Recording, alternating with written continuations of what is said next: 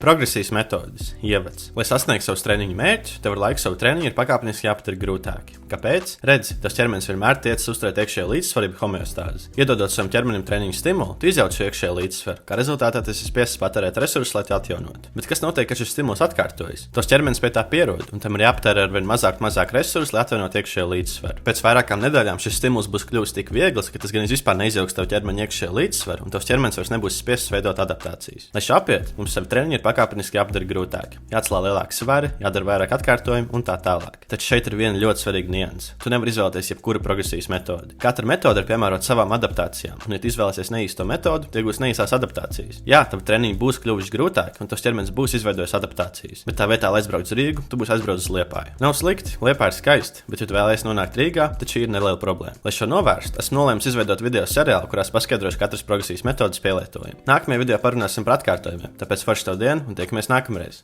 Čau!